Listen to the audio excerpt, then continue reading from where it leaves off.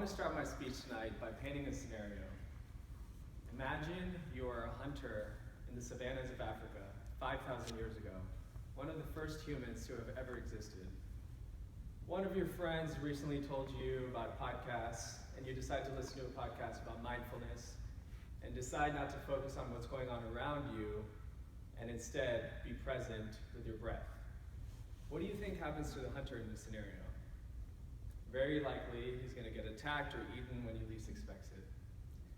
Now imagine another scenario, a working professional today who's having to deal with a world that's constantly marred by change and disruption. In this scenario, what happens if this working professional decides to be more present and decides to focus more on being aware of what's happening in their surroundings? I would argue that that working professional will feel less anxious and be able to accomplish more tasks throughout the day. The reason I paint these scenarios is to bring up my topic of the speech tonight, which is mindfulness. Before talking about mindfulness, I want to give a quick definition. What is mindfulness? At its core, mindfulness is extremely simple. It's quite literally being more aware of the present moment. It sounds really simple, but it's really hard to do. As our hunter friend demonstrated, throughout history, humans have evolved to be able to foreshadow danger and mitigate against it. Throughout time, humans have been really good at living in the future to ensure survival of the human race. Now, the world has gotten relatively safe, but humans are still hamsters stuck in this hamster wheel. To put it in terms for my fellow nerds out here, basically we've gotten to a point where the hardware that served humans so well in the past needs to be updated or reformatted.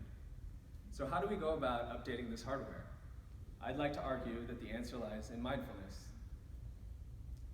Another reason mindfulness is so hard to implement is because every day humans around the world are facing a battle.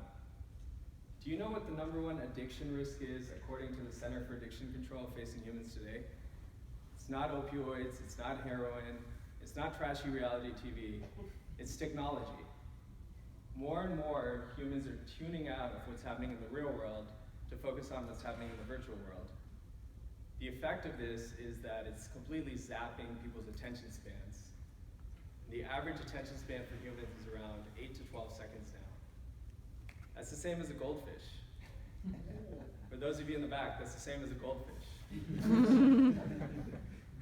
Not only is our attention span getting zapped, but we're also not taking the downtime we have to let our brain recover and reset. Think about what you do when you have any downtime. When you're standing in line, when you're at a red light, when you're in the bathroom.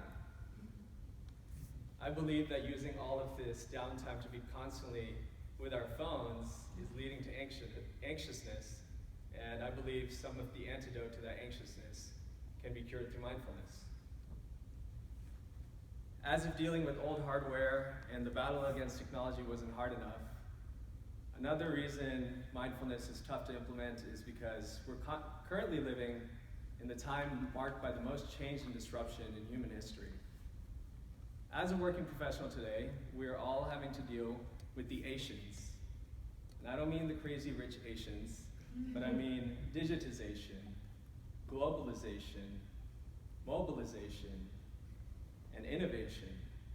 And having to deal with all of these Asians can lead to stagnation, frustration, and lack of motivation. So how do we go about being resilient in this world of constant change and disruption? Again, I'd like to argue that the answer lies in mindfulness. To go back to the definition of mindfulness, it's very simple. It's quite literally being more aware of the present moment.